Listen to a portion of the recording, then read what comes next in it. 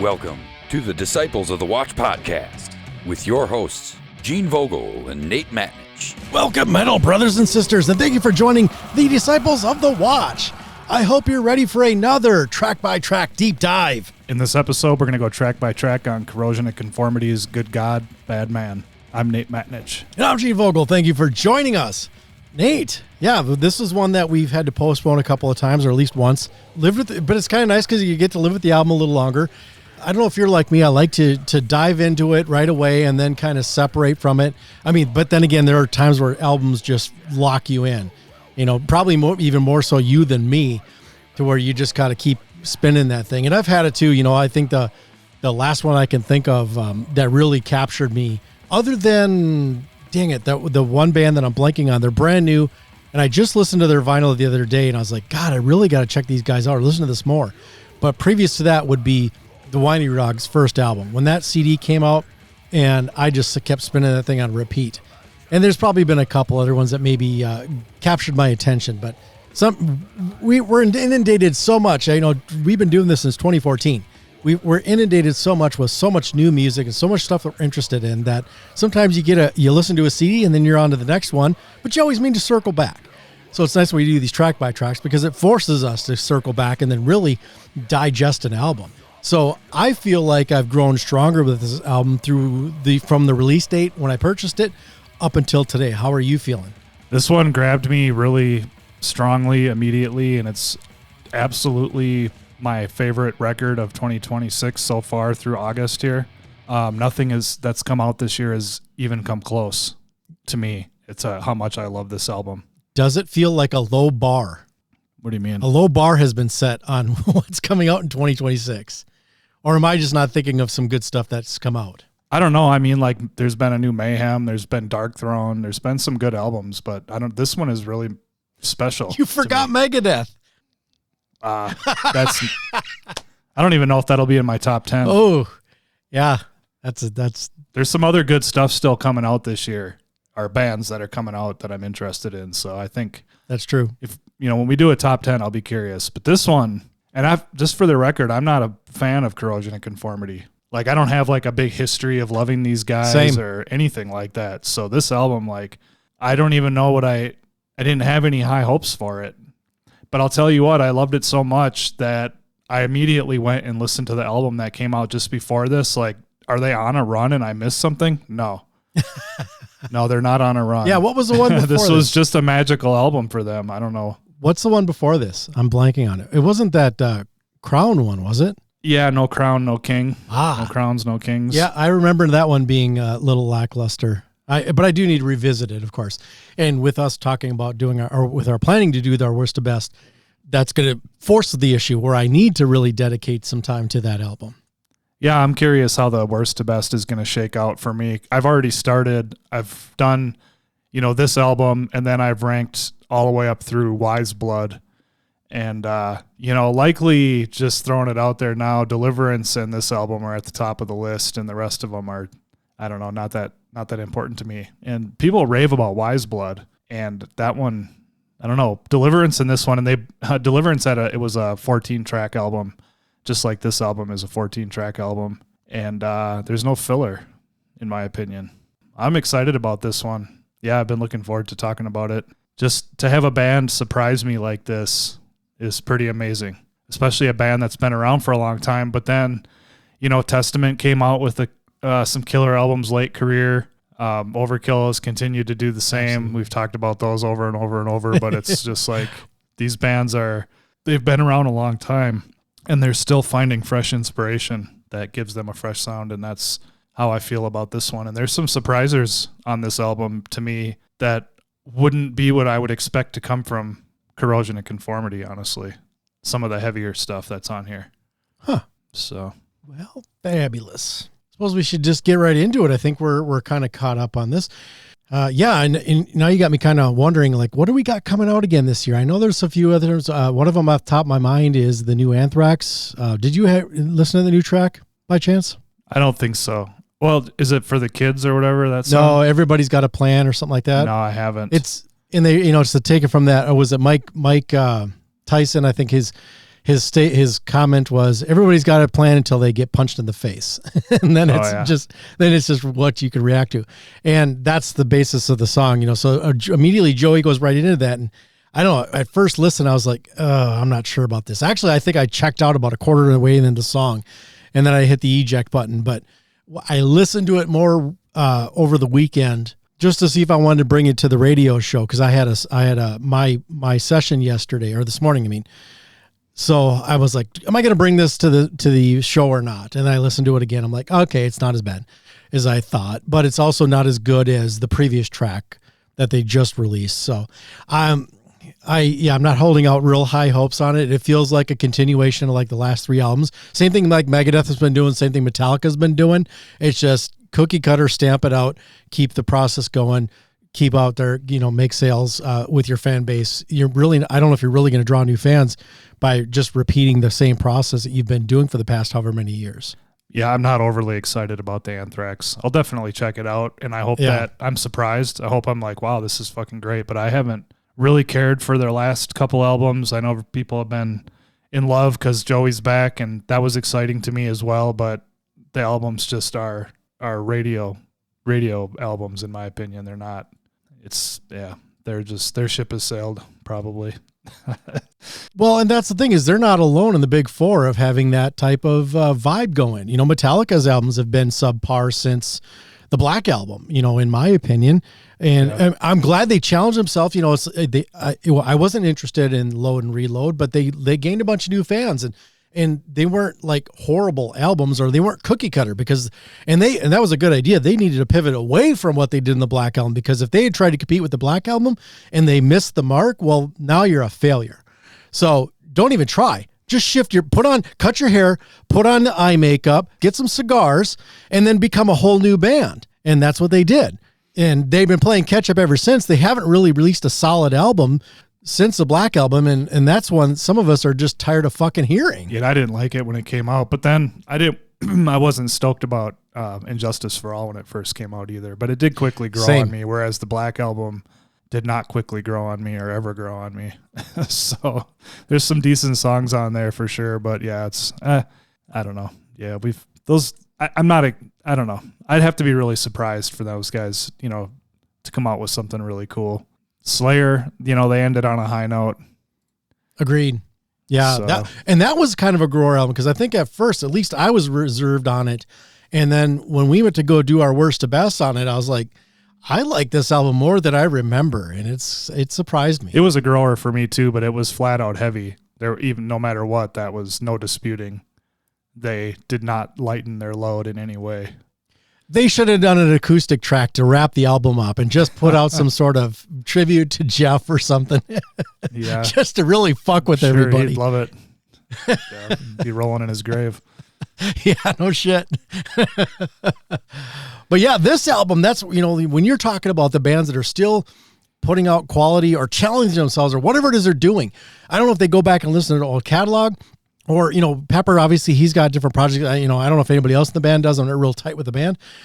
But for them to come out with this album, especially after the lackluster previous album, that at least that we think is lackluster, it was like, you know, that's why I think I was a little reserved. I'm like, is this decent of an album, or is it just better than the last one? And maybe that's why I think it's an okay album. But the more I listen to it, the more I'm like, you know, it's checking some boxes, and these scores are actually going up, because I think I was a little reserved on it, and it was getting some hype, but that also is something that creates a little bit of reservation in me. It's like, so many times we see people fucking just blowing up about an album, and it's like, it's fucking Saint Anger. It sucks. Stop talking about how cool this album is. It's just because you're in love with Metallica, it doesn't make it a good album.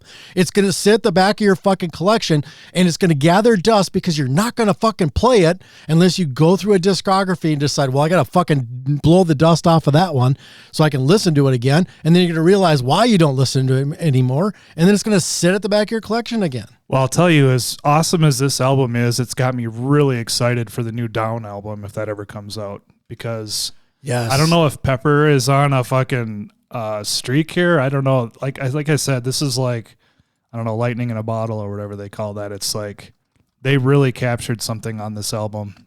I was totally unexpected for me as not being a huge fan of this band. Will say though, just historically, back in the 80s when I was like riding skateboards and listening to some punk rock and getting punk rock magazines and stuff like that, I remember seeing the Corrosion and Conformity logo because their first album, Eye for an Eye, or I think is what it's called. Animosity? No. Oh, no, you're right. That was before Animosity. Yeah, Eye for an Eye.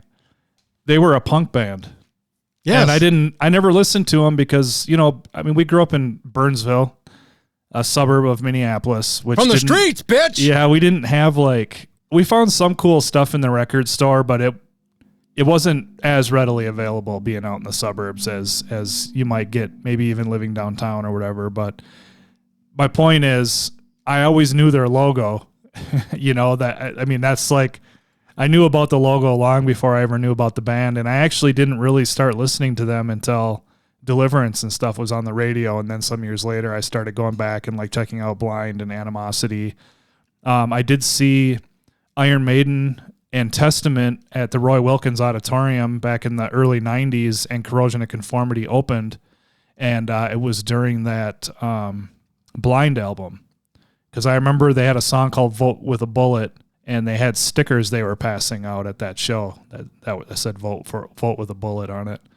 And anyways, so they've been through some different iterations, punk, crossover, they got that Southern rock kind of vibe to it, being from the South, but they've got some stoner vibes. They've just kind of are around, all these different areas of music. And I feel like they pulled all of those elements onto this album in a really cohesive way that I hope to God they continue on this path. Because, and even if they don't, regardless, this is a great album, and I'm super happy to have this in my collection. The new Down album is supposedly scheduled for October, possibly September, but there has been no official date that's announced as of yet. Yeah, I wouldn't be surprised if that doesn't get pushed out.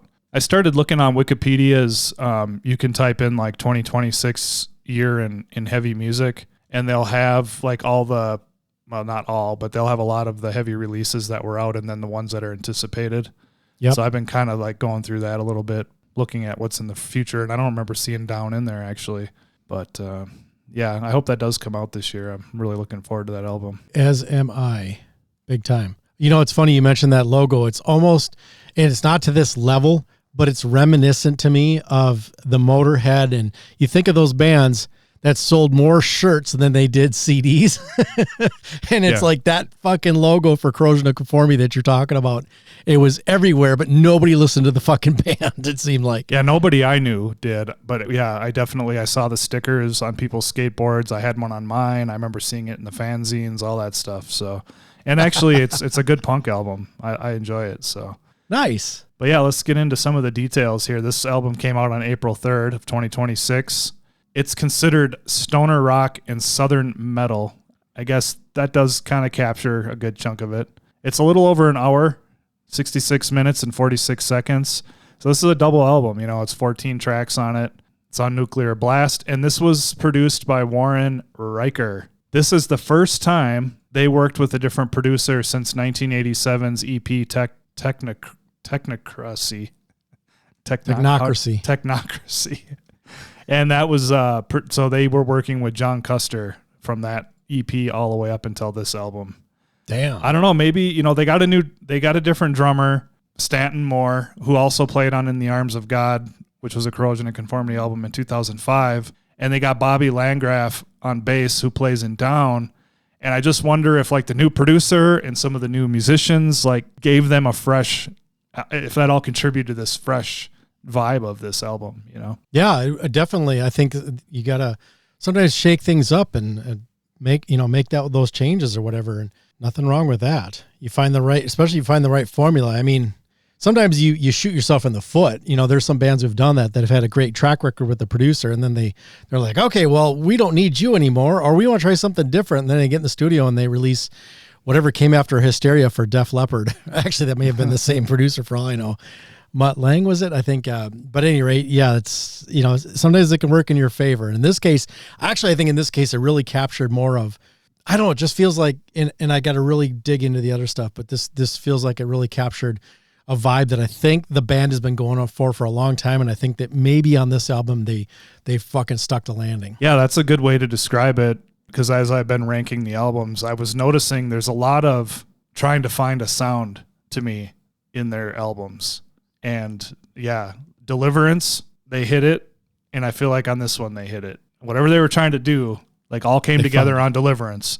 And then whatever's been going on since then, all came together here on this album. You know what I mean? Nice. Oh, yeah. So, this is their 11th studio album, released on April 3rd, as I mentioned. This was their first studio album in 8 years following No Cross, No Crown. That was in 2018, and this is the longest gap between studio albums in their career. Bobby Landgraf replaced Mike Dean, who departed the band in 2004. So if you're a fan, you likely know Mike Dean's been around since the very early days. Same with Woody Weatherman. Pepper Keenan was kind of late to the show. They had a few albums out before Pepper joined. Yep. I think they changed for the better, honestly, with Pepper being in the band. Yeah, I'm ready to dig into the tracks here. Yeah, I think this helps cement a little bit more with Pepper Keenan being a top-notch musician. I feel like he brings a lot to the table. I've been for years, when Baco and I went and saw Corrosion at the Fine Line, I was just, listening to him and just the swagger and the way he plays and the lyrical stuff that he does. It's like, I don't know if he gets enough credit, and it may take this down album. I don't know, before maybe he gets a little more attention, and I'm not going to put him up like a Jerry Cantrell or something like that, but just somebody who brings a lot to the table. Yeah. Yeah. He's clearly got an amazing talent. And you mentioned his lyrics, and he's a good lyricist. I think he did a really good job of lyrics on this album. I don't talk about that much track by track, but the overall lyrical content of this whole album is really good. They all paint a cool picture for the song that you're listening to. All right, you want to start this off? Or you want me to kick it off? So the first track is Good God, Final Dawn. It's heavy. It's a heavy opener, and I was surprised to hear a hard driving song like this right off the bat. I wasn't even expecting that heavy. I mean, I know they play heavy music. I don't know, but it's not, I don't know. This was just like, it just ripped, you know what I mean? Right off the bat, I was just like, damn. Right off the bat, I was excited, to hear this. And I was like, damn, what's going to come next? This album is front loaded with heavy tracks. It's a 2-album set, and each album has got its own vibe and its own direction. And it's this first album that I think it's got the heavier tracks. And it just kicks right off. And I gave this song a 5 out of 5. Nice. I was thinking about it as you were talking there, and my reservations at first with this album and how it won me over. I almost feel like I was in an abusive relationship, and then someone comes along and says, I've got love for you. And you're like, but I can't accept that because I've just got out of an abusive relationship with the music industry. And it's like, you just kind of let it wash over you, and all of a sudden you realize, this is fucking good. And this was one of those tracks. I mean, I think at first I was like, oh, I kind of like this way this one rips. And it took me a couple listens before I think my guard was down. I'm like, I am accepting this at what it's bringing to me, and it's bringing to me some fucking cool shit. And now that's not my notes, so that's just me riffing off the top after what you were talking about and my brain kind of spinning, and I didn't want to interrupt you, of course. But yeah, this one, I love the way it starts, the overall launch of the album, just kind of like, we're going to punch you in the face, but we're also going to take you on a journey, because this is not going to be, everything that you're going to hear from this point forward. I get tired of cookie cutter bands, cookie cutter albums. So I appreciate, the ebbs and the flows of what a band like what they're doing on this album. I really dig that.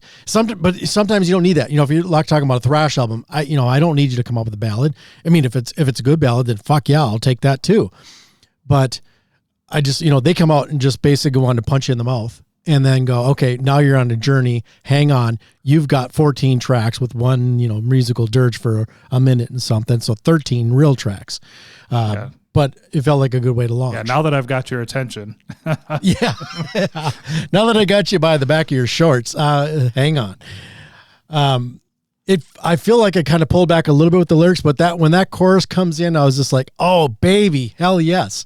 Mover, I'm a reality mover. I just fucking love that, man. That's almost like one of those songs you can put on a workout playlist or something, or a driving playlist. Like you're having a bad day and you're driving to work and you're like, I want to change my attitude.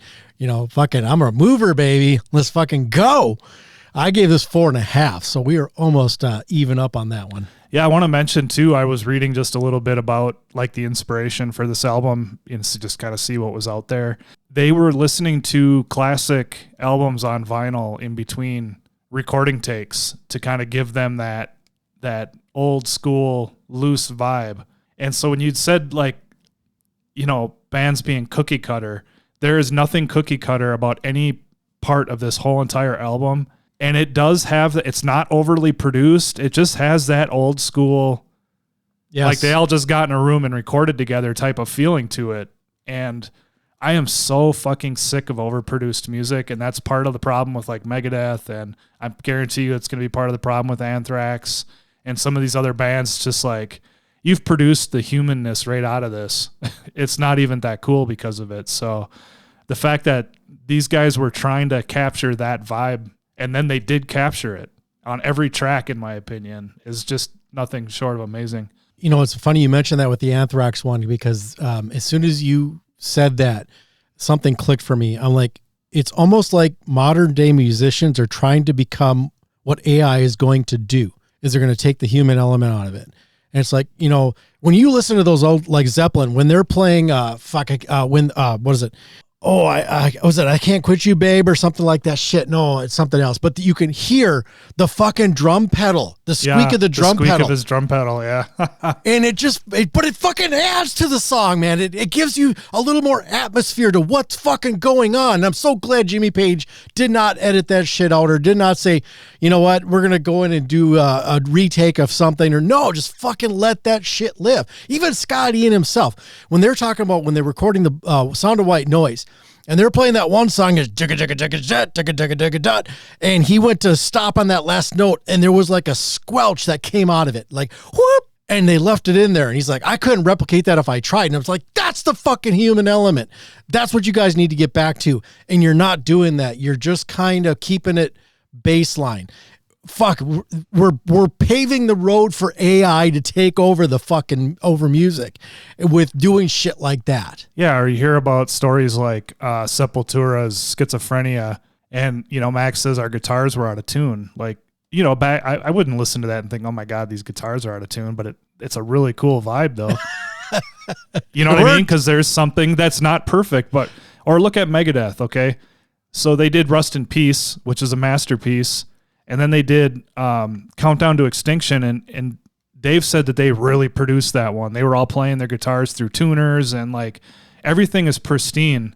It's not as cool, though that album is good, fortunately. It is. But it's just the concept of it like being just too perfect, and I don't like that. But anyways, kind of get off on a tangent with that, but this album we keep doing that. Got a solid vibe to it.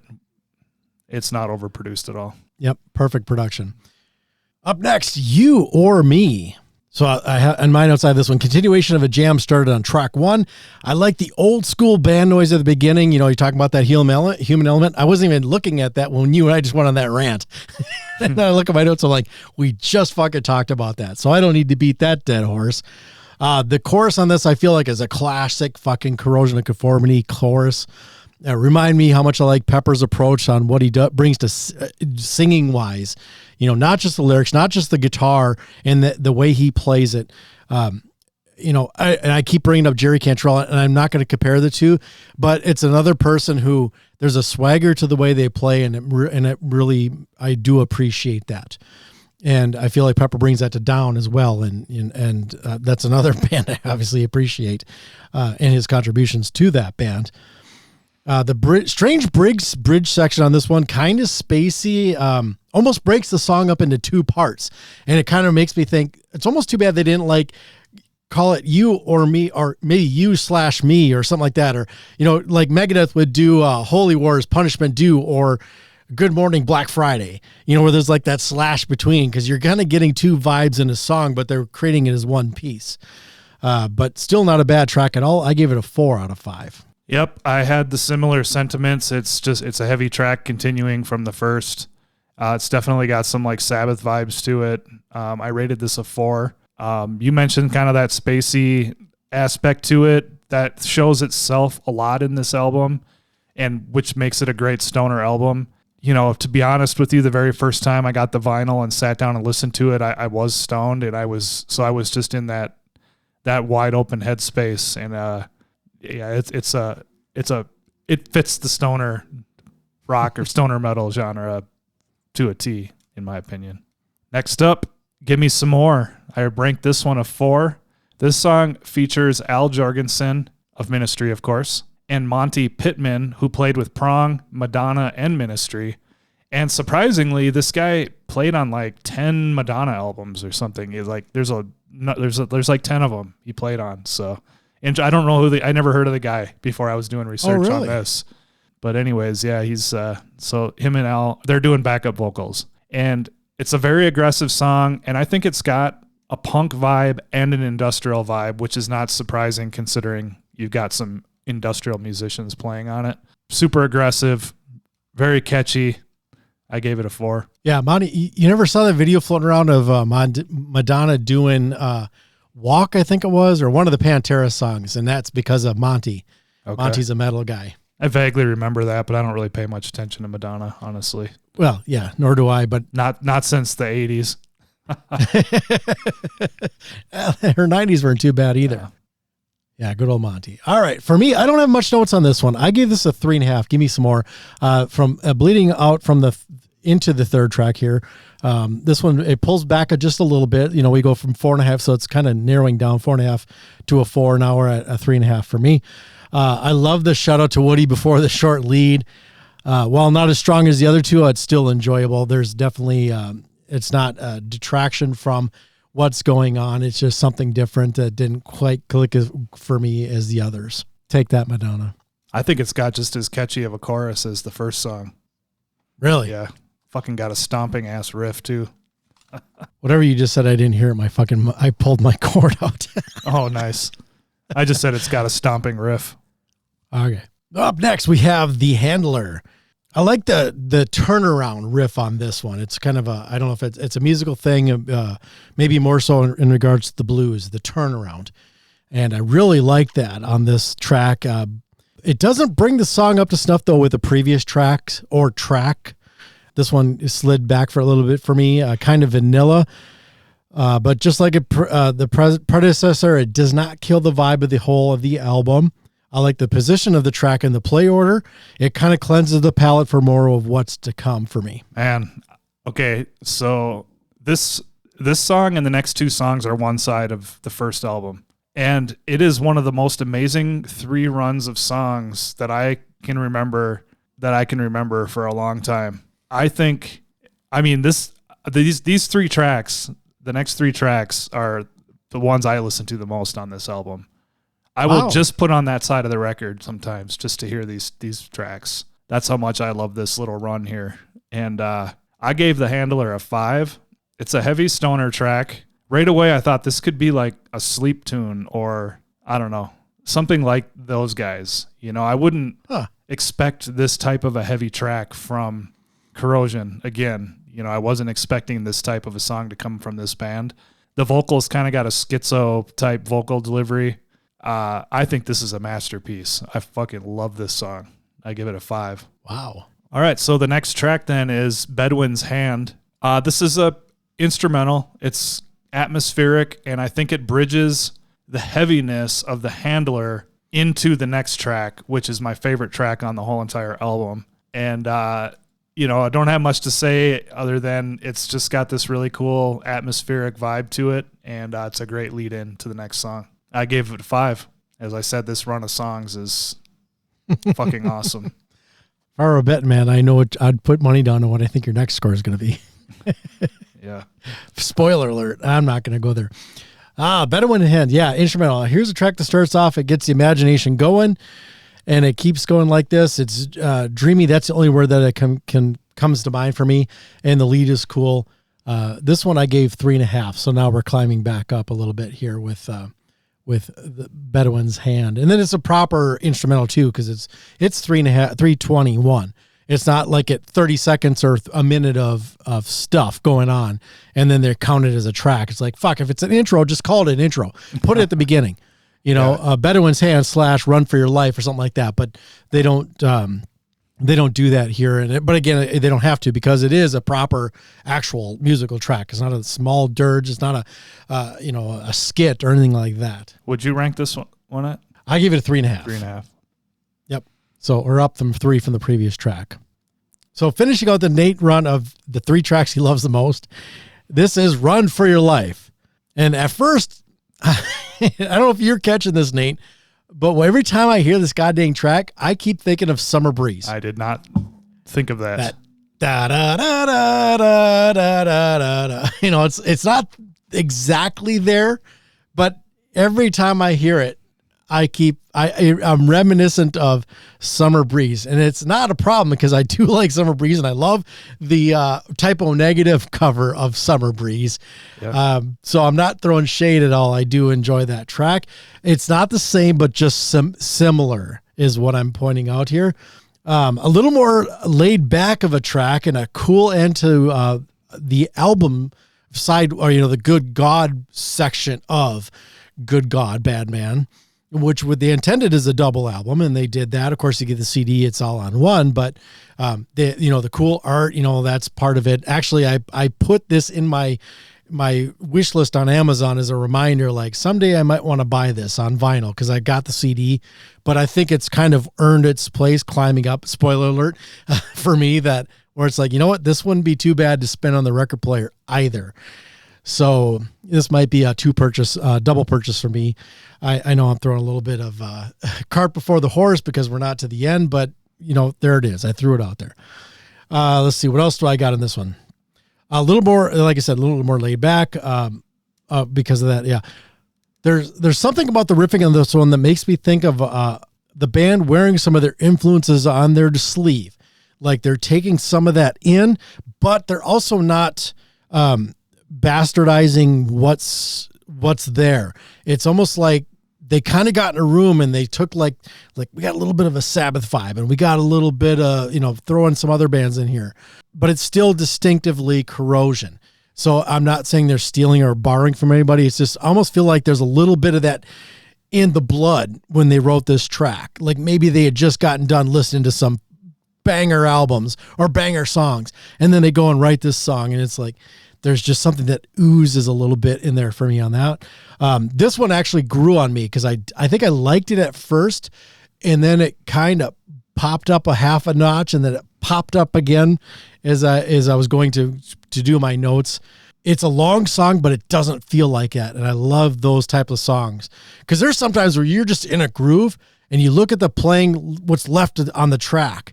If it's playing digitally or on your CD player or something like that, and you're like, fuck, I still got 3 minutes left, and you're just enjoying the whole of it. Because there's times where, the song just stops, and there's nothing wrong with leave them wanting more. I'm not throwing shade at that at all, but there's times where songs overstay their welcome, where it's like, good God, this was a good song, but now I've got 5 more minutes of you guys just cycling through a riff, chorus, repeat, maybe a bridge or a breakdown of some sort, and it just doesn't save the song. This one doesn't feel that way. It doesn't drag out. It doesn't feel like you're just sitting through a fucking dentist drill. It's like at first like, oh, my teeth are getting done. It's like, good God, I want to go home and fucking just have a cocktail or something or smoke something so I can get done with this fucking thing. Oh my God. I don't know how I drew that parallel going to the dentist office, which reminds me, I do need to make an appointment. This one I gave 4 out of 5. All right. As I said, this is my favorite song on the album, and this one caught my ear immediately. I was in love with it the very first time I heard it. It's the longest track on the album. It's like a little over 9 minutes, and like you said, it doesn't feel like that. It goes by. It's so good. You get immersed in it. It goes by quick. The lyrics are great. It's got this whole Outlaw on the Run anthem type feel to it. And, the first album is really heavy, and the second album gets more into like bluesy Southern rock type of vibe. And I think that this song transitions the album vibe to that while capturing like the stony quality from the first album. And I definitely think this is a vinyl. This should be listened to on vinyl. I think it was they were listening to vinyl when they recorded it, and I think that was in mind when they put it together. You've got the 2 separate albums. They've got 2 separate vibes. And then, like I said, this run of 3 songs was one side of the album. You know what I mean? It's like perfectly tracked and organized in that way. So this is definitely a vinyl purchase. But anyways, funny story. I was listening to this in the car, and my wife kept looking at the screen. And typically with this type of music, if I see that, next thing that usually comes is like, what are we listening to here? But not in a positive way. She actually was looking at it because she liked the song. So, nice. Yeah, I was like, oh yeah, cool. I was like, this is a good one. So I'm not going to disagree. Yeah, I gave it a 5. My rankings are 1 out of 5. So, and I've given some other 5s, but this is my favorite song on the album, and it also received a 5 out of 5. I think in regards to your wife, knowing what I know of your wife, and maybe I don't know her that well, I would think the art as well would draw her in. Yeah, I never showed it to her, but I did mention how cool the album cover is. Oh, it doesn't come up on your display then? It just says Corrosion and Conformity? It's not very big on the display. That's true. Yeah, I guess if you got the vinyl and you put that in front of her, just lay naked on the bed holding that up, and I think you got a winner. I'm solid. You're going to get some. Hell yeah. All right, man. Now we're transitioning into the second album, Baad Man. And the first track on that is Baad Man. And this is my lowest ranked song. I gave it a 3. It doesn't start off nearly as strong as the first track on the first album. It's definitely not bad, but it just feels really average compared to the rest of the songs on, that preceded this one. And this was a single for them, by the way. I thought their choice of singles was a little funny compared to considering how awesome some of these songs are over the ones they picked for single releases. But that is my opinion. Well, that's interesting because this one to me, I felt like it was a nice pop to begin this whole second album. Of course, I'm still reeling from the thought of you holding this album naked on your bed, so I don't know what's that was my own fault, though, Nate. Hey, man, you came up with that. I didn't. I own it. I know. That was me. I made a mistake, and I apologize to all the listeners for those of you who now are drawing images of you holding this album naked on your bed. One thing you didn't mention, you were talking about different things, the blues and that southern vibe and stuff like that that's going on this one. Southern rock, I know, comes up in some of the descriptors. Funk. This one's got a little bit of funk going on there too, which I do appreciate. So for me, this one I love the intro. I feel there was also a groove to it, so we got a little funk, we got a little groove going on here. I can easily hear the audience on this one singing along to the chorus with a woo hoo hoo. I fucking love that. I'm like, I could see the whole crowd just hitting that, and it doesn't feel intentional either. It didn't listen. It's not like they went in the studio and said, we need a sing along song. They're not Iron Maiden going, we're gonna do these riffs and we're gonna specifically make. Iron Maiden did that. I feel like, was it what's the name of that album from when Bruce got back into the band? Brave New World. Yes, thank you. Brave New World.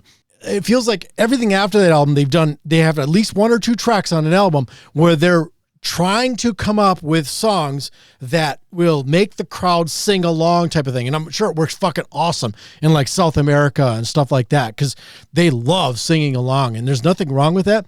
But I hate it when it's intentional. I love it when it's pure and it's unintentional.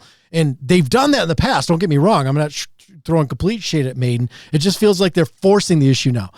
This one to me feels like they just struck some gold on there, where if they do play this live, I could easily see a whole crowd of people just waiting for that point and then just going, woo, hoo, hoo, and right along with the fucking band and just fucking raising the roof on the place. I love that.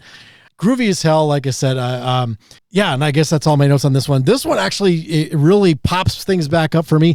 That's why I'm surprised we're kind of, we've almost flipped from the last few songs to this one. I'm at 4.5 on this one. I'm not surprised, and it's just because I think you like rock music more than I do. That's true. I think that's true. And this is more in that vein. Like you love the Winery Dogs. That's not at all a band I would be interested in. You know what I mean? So I think you just have a more of appreciation for just straightforward rock I do. But you like rock, you like Deep Purple, and you like, think about some of that stuff. That's not as straightforward rock in my opinion. Some of it is, but they had an edge to it. But this isn't a bad song by any means. And the rest of my rankings are killer on this album, but this was really the only dip for me. Interesting. Yeah. I wonder if this would be a grower for you over time or not. It's possible, and time will tell. Let me see. No, I ranked it a 3. Sometimes I'll give 2 rankings and then go back and pick which one I actually want. But this one I just picked a 3, and that's what I stuck with. But yeah, nothing wrong with that, man. Up next, we have track number 8, Lose Yourself. Look, Nate, if you had one shot or one opportunity to seize everything you ever wanted, one moment, would you capture it or would you let it slip? Yo. Oh, shit. Wait, that's Eminem. That's what?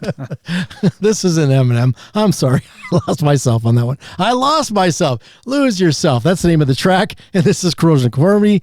It's kind of a straightforward song. It feels like, especially when you come at me with Baad Man and then you kind of go into this, I felt like I took a step back. I would say this one for me is the weakest song on the whole album.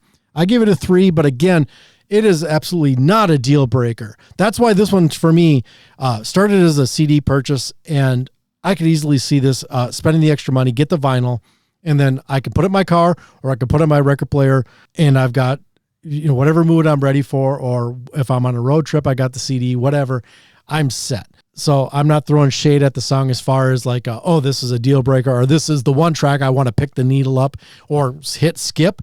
Definitely not that. Just kind of sinks back down for me. Again, Lose Yourself with a 3. Yeah, I was just remembering when I bought this, I hadn't really listened to it yet, and I just saw it in the new Arrival bin at Chain Reaction Records here in Lakewood, Colorado, and I just bought it. And fortunately, it just turned out to be a killer album because, like I said, some of the other ones have not grabbed me like this one. So I was just really that album cover is fascinating in itself. It is cool. So yes, I gave this one a 4. I felt like it starts to pick up again, and this just has a very classic Corrosion and Conformity sound to it.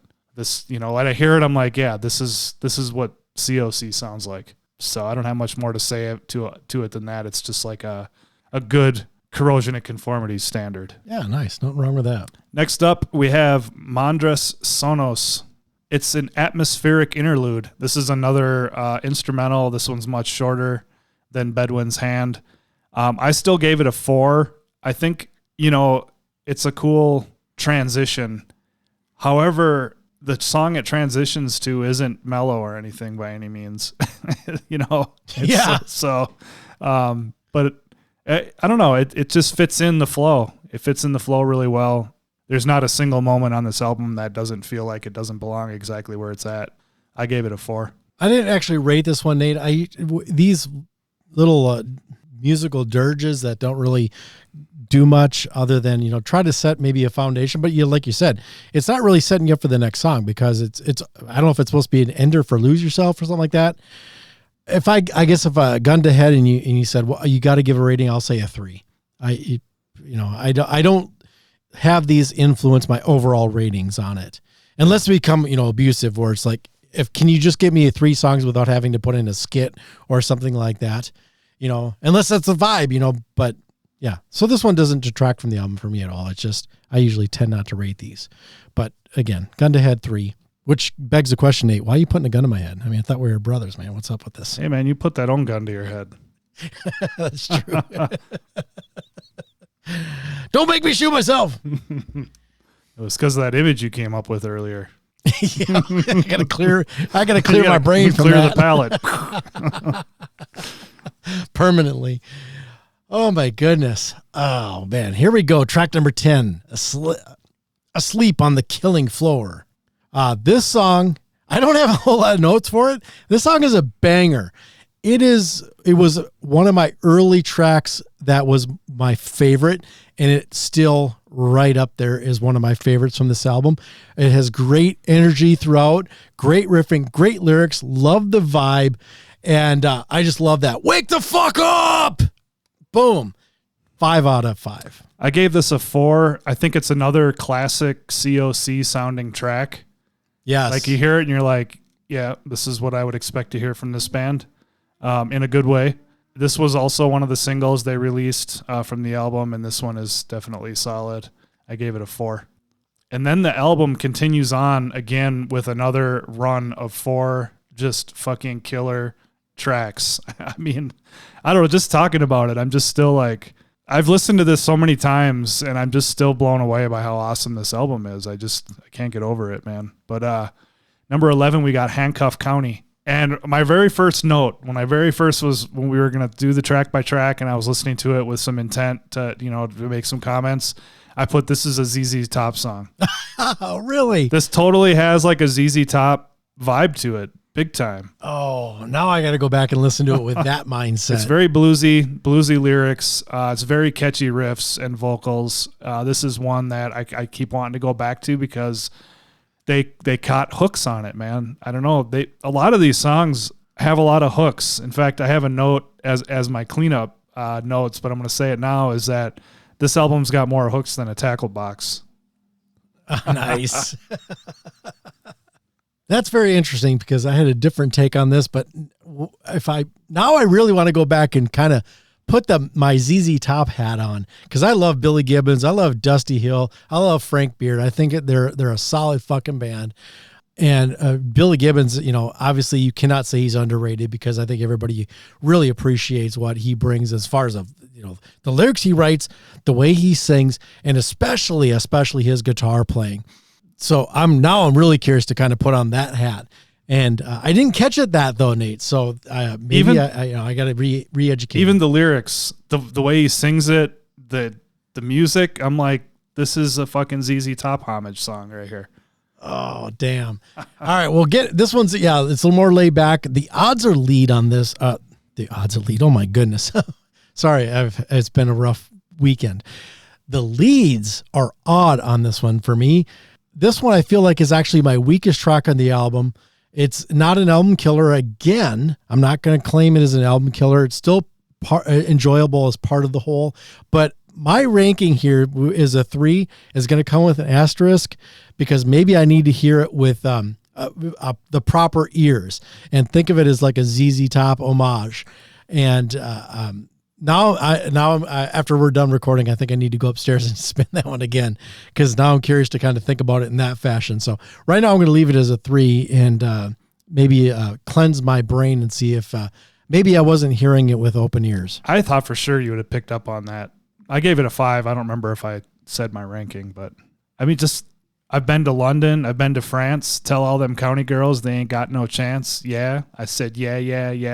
Yeah, you're right. I don't know, man. I just hearing you talk the lyrics out there, man. I was like, you're fucking right. It's like man. Tube Steak Boogie or whatever that song is. You know?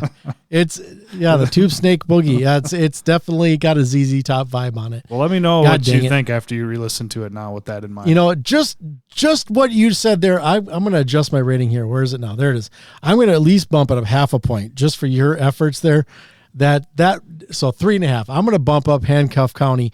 Just that alone, just you reminding me of that piece is, yep. How did I not catch that? I don't know, but it's been a long year. So I'm going to claim mental instability.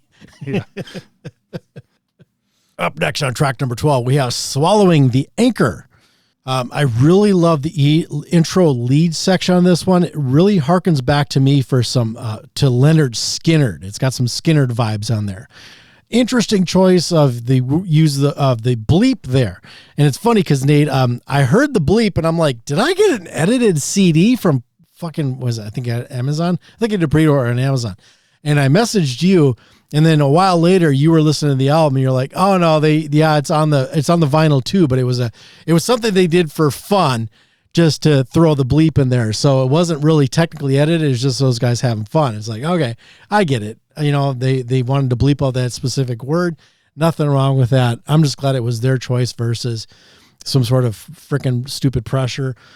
And I cannot shake, and I don't know if you picked this up, Nate, and we'll get to your notes here shortly. I cannot shake the Saturday Night Special vibes on this one from Skynyrd. And it's funny because you were just talking about how I missed the fucking ZZ Top ones on the previous one. So it's funny that I picked up on Skynyrd on this whole fucking next track. This one did grow on me from repeated listens. And when I went to put my rankings down before the show, I gave it a 4 out of 5. Yeah, I didn't pick up on the Skynyrd specifically, but definitely Southern Rock. It's all over this track. And yeah, when you messaged me about the bleep, I had forgotten about it at that time, and then I wasn't as familiar with the tracks titles to which song it was. Yeah. But when I first heard it, obviously it grabbed my ear, but right away I was like, I'm pretty sure I've heard other lyrics more whatever that would be censored than this, you know what I mean? And so I was like, they had to have just been fucking around. And then I did in fact read later that they were just fucking around and they added that in there. It doesn't take away from it, but it definitely will grab your ear, especially when you first hear it. You're like, what? The fuck is that? Yeah. It's a really fun song. Another one that's full of hooks.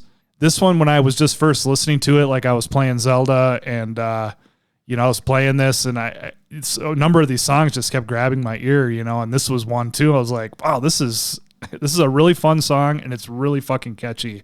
And this is one I like to listen to. Like I'll go back and listen to it again and again. And it's just a super hard rocking song. And I gave this a 5. Wow. Nice. Considering too, like how heavy some of the stuff is on here. And then they're going to do some of these like bluesier Southern rock tracks that are just as fucking epic as the stoner heavy tracks. Totally different vibe. It is a different album, but it's the same album. I don't know, man. I don't know. God damn, these guys. They sold their soul to the devil for this one, I think. They went down to the crossroads. Well, it was probably worth it then. All right, next up, we've got Brick Man. This is an acoustic track. I kind of was like, is this a Wild West ballad? It's really stony, and the lyrics are really fucking cool. They paint a cool picture. I like build me a wall just as fast as you can, make it higher than high, wider than wide could ever be, and keep out all the demons, and I'll pray to the Lord, you'll forgive me. It's almost like, I don't know, I just saw the Odyssey recently too, where dude's trying to get back to his wife, and it almost feels like this is that type of a song where he's kind of like trying to get back to his woman, but he's been out and swallowed up by all this bullshit. I gave this a 5 too. This is just a killer acoustic track. Killer vocals, killer lyrics, everything about it. Yeah, they on this track number 13 here, we're almost done with it. We got one left after this, but they fucking hit the brakes and just said, now we're going to do like a fucking a classic, go back to the 30s and spin some Robert Johnson. And we're going to kind of go down that path, but it's going to be modern. And we're going to create this kaleidoscope of words and imagery with this tale that we're going to spin. And it's kind of funny that they put it late in the album, and I almost wonder if this should have been the final track, just to kind of put a bow on it and just make you kind of sit there and go, holy shit. This one, I will admit though, it took me to that third listen before I went, this is phenomenal. I actually even played it on the radio show this morning. And I got a pop from one of the other guys. He's like, this is like one of my favorite tracks on the album. I'm like, yeah, me too. So spoiler alert, I gave it a 5, but here's my notes on it, Nate.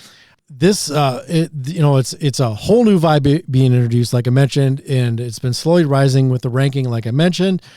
It almost, when that lead kicks in, I'm not going to draw a complete, parallel comparison, but it makes me kind of nostalgic to hear the Wreck of the Edmund Fitzgerald. I love that dreamy guitar that's kind of off in the distance.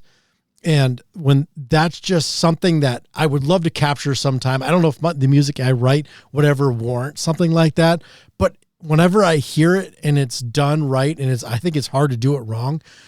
Phil Collins, In the Air Tonight, that's kind of got a little bit of that there too. I just fucking love that, man. And this track has that. And here, it's funny as hell because you're bringing up lyrics. I've got different lyrics that I want to point out that I really dug. And here they are. And I'm standing alone at the top of the hill. If this God doesn't find me, the other one will. Standing alone at the top of the hill, and I'm dying. I fucking love that, man. Yeah, I get the chills just hearing you say the words. Yeah, there's not all the lyrics on here are epic. The whole song, for sure. Yep, exactly. Great musical, great lyrics, great choices, performed well throughout. This is my favorite of the laid back tracks. I gave this a 5 out of 5. Nice. Just throwing in an epic track here towards the end of the album. You know what I mean? Oh man. Well, and that's another reason I thought that might be that would have been like one of those just you feel roasted and you just want to sit there. But they go into another track and almost feel like, God, if I had my druthers, I would say you guys flip Forever Amplified with this one. But I understand why they went with Forever Amplified, because they kind of want to go out on a high note. So, but boy, if I was in that studio or in these discussions, I would have been fighting, man. Like, you were gonna want Brickman to wrap this up because it's just gonna make people feel just like they were hit with something. And it's like, just sit there and the needle picks up and the record player turns off and you're still just absorbing fucking Brickman. But they don't end with Brickman, Nate. They end with Forever Amplified. And I've already beaten it to death, so I'm not going to bring it up, but that is in my notes that I feel like they really should have flipped these tracks. It is a super long intro. We get to 2 minutes and 43 seconds before we get to the main riff. This almost feels like it could have been another one of those splitter songs where, it starts off with whatever fancy title they come up with and it splits into Forever Amplified. But of course they didn't do that. It's just one long song that has like 2 pieces to it. This is another one of those mid tracks for me. I maybe it's because of the fallout from Brickman. This one fell to a 3 for me. Wow. I think that I like the track listing with Brickman and then this one following. You get that little bit of ballad, breather, and then they end it on a similar note that they started. It's very heavy, big fuzzy riff, big heavy drums right in the beginning, and just a heavy hitter song to close out the album. And I think it's just perfect. I gave this a 5 to close it out. Oh wow! And again, there's just so many good runs of songs on this album. It's just fucking amazing. So if you haven't listened to this or dove into it, even if you're not really a fan, I highly recommend it. Because as I've said, I'm not a giant fan of Corrosion. I wouldn't consider myself to be a big fan of that band as a whole, but this album will go down probably as a top album for me. It sounds like definitely your top for 2026. Oh yeah, definitely. And there's nothing wrong with that. Something would have to come out that would be pretty fucking breathtaking to top this one in 2026. And there's been some good ones in my, little niche of music. A lot of good black metal albums have come out this year. I didn't even think about this till just now. Corrosion and Conformity just threw down the gauntlet for that new Down album. If that new Down album isn't as good or better than this album, that almost feels like a letdown to me. Yeah, well, they got different songwriters in that group, though. I understand that. They got other contributors. They got great songwriters. You look at those first 2 to 3 Down albums, if they can't do what they did there to compete with what these guys, and they definitely don't have to compete, mind you. It's just more, the discussion that we're having here. I would like to see it rise to this level. I want that new Down album to at least hit this mark. And if it doesn't, at least I got this. Well, I feel the same way ultimately. And I had mentioned this at the beginning too. And as soon as I listened to this, I'm like, how is that new Down record going to sound? If Pepper's on a thing here, what do they have in store? Because Bobby is in this band too on this album. And I don't know how much he contributed from his bass player perspective, but those 2 dudes are in Down. So I think Bobby's still in Down, right? They didn't get Rex Brown back in there on bass, I don't think. No, I don't think so. Yeah, my overall ranking was 4.5, but I would just give this a 5. When I tally it up, but ultimately I would just give this a 5. This is just no filler, no skips. I could just throw this on and love the whole thing. And I think that is a really impressive thing just from the standpoint of it being a double album. It's not like they did 8 tracks and 8 tracks are heavy and awesome. They did 14 and they are all fucking good. So I'm going to give this a 5, but my actual number rankings were 4.5 out of 5. Yeah, I don't have a whole lot as far as my wrap-up notes on this. I did break down the scores. Actually, I meant to reach out to you on this, and I totally spaced it. My breakdown is I have 2 5s, 2 4.5s, 3 4s, 3 5.5s, 3 5.5s. I said that weird. And then 3 3s. But overall, my scores were somewhere around 4 to 4.5. I would say this one, or somewhere around 3.5 to 4.5. I forget, but obviously I've adjusted my score here on the fly. I'm going to keep, I brought it up because I was thinking it was a 4 out of 5. I'm going to go to 4.5. I'm going to take up your 4.5 and I'll hold that up. But I'm curious, if this would, I'll be curious at the end of the year when we kind of do our end of the year recap, if this might even become into that 5 range. It's a solid album. Even the songs that are lesser for me are not deal breaker songs. No. Or skipper songs. Not at all. Not even close. I wouldn't want to pick up a needle on any of these. And I don't know if I mean, again, like you, I'm not real deep into Corrosion, but I don't know if any of their albums could compete with that. And I'm going to be very curious when we do our worst to best. Did they just put out their greatest album of their career? Deliverance is for me I have to see where that shakes out. Deliverance could possibly be one above this, but likely not. It's likely not. This is likely my top album, and then Deliverance will probably be 2, and then we'll see where it goes from there. But I still have a number of albums to rank. And then there was some albums later that didn't have Pepper. And those were good that I recall. There was at least one. I don't remember. But anyways, we'll be doing a track by track on this, and I'll be curious. This will be either 1 or 2. Yeah, it's definitely up there in that top territory, without a doubt. So if at all you've out there been listening and haven't given this a spin and you're even remotely interested in Southern Rock or Corrosion and Conformity's later catalog, by all means, at least go to YouTube and listen to it. If you just don't buy it outright, you got to give it a chance. Both of us are, here at the Disciples of the Watch, we're both simpatico. This is a phenomenal album. And for me, it's just grown over time. For Nate, it grabbed you immediately. For me, again, abusive relationship with the music stuff that's been going on lately, other than Overkill, I think I had my guard up, and this is chipping away at it, and even talking with you about it is even making me more like, God, I kind of want to go upstairs and listen to this as soon as we're done recording, especially Handcuff County, because, without picking the ZZ Top vibe, it's like, oh, I love ZZ Top, and how did I not figure that out? And I'll be curious to see if we're simpatico on that as well. Yeah, great album. Really making me look forward to the Down album, but it's not they're not married together. And I don't know why I keep drawing those together, but it's probably because of Pepper. And I know what he brings to a band, and Phil's a great lyric writer as well. So it's like, you get these guys in a room. It's like, how can you not come up with like what's going to be the top album?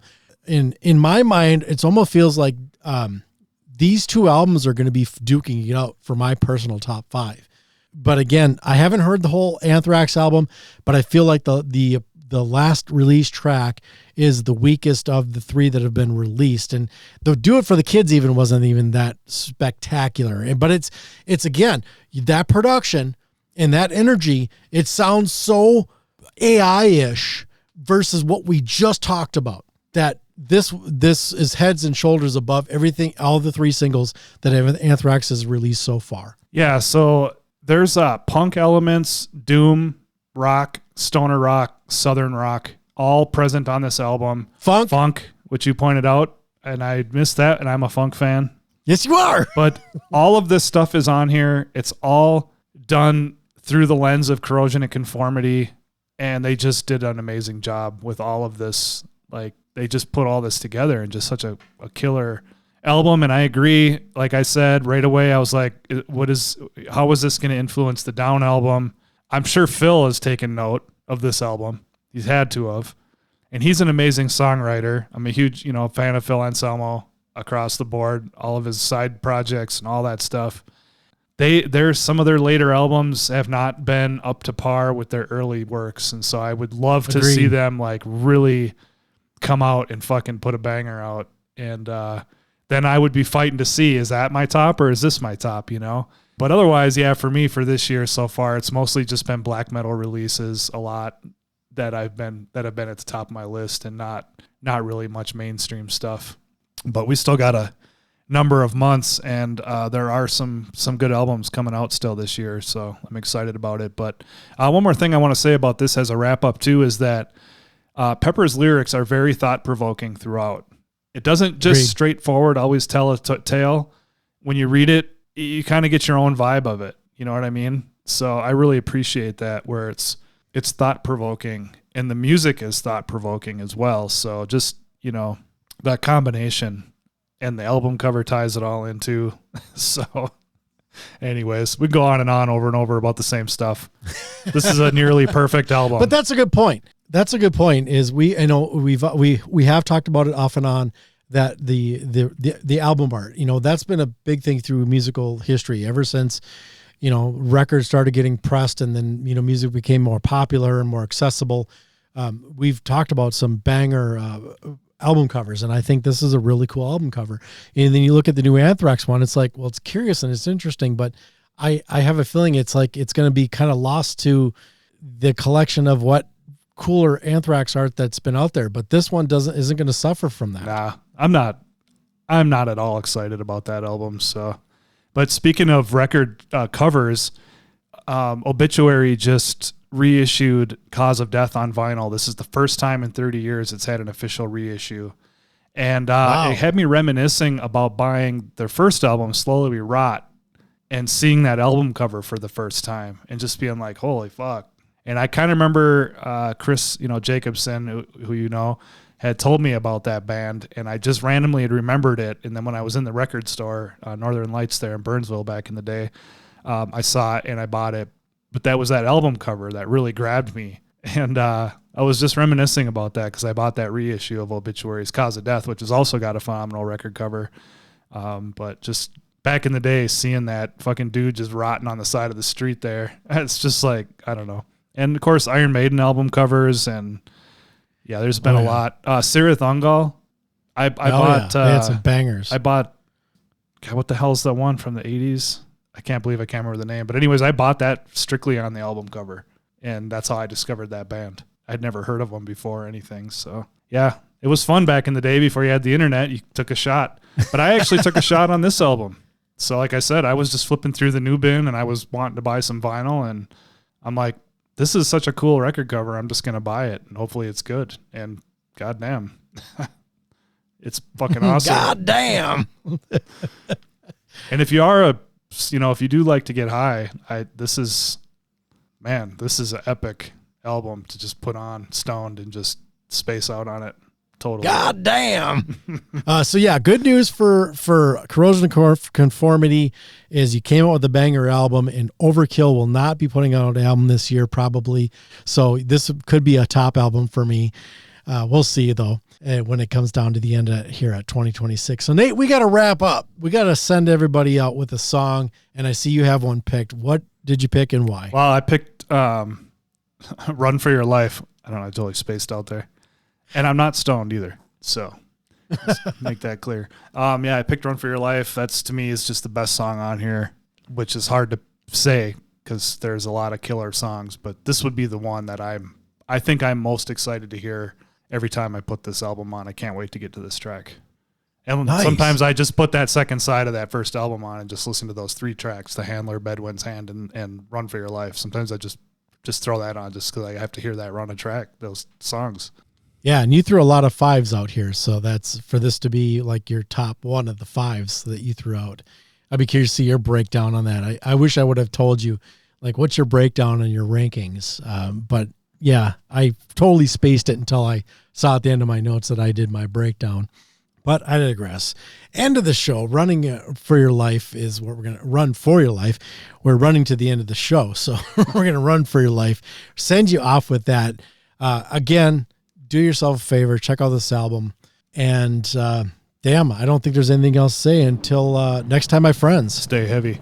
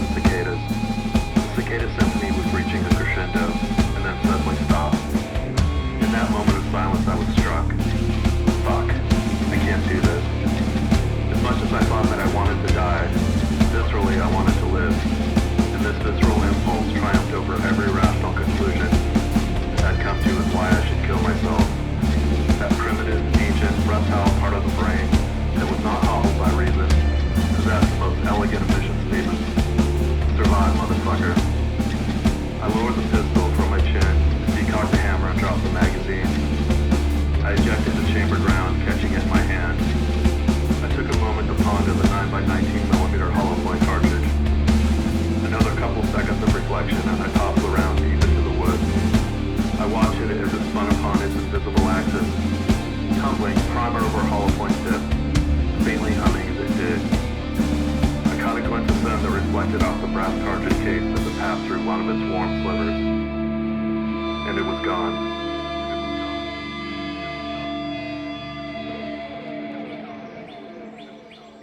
Then, just songbirds.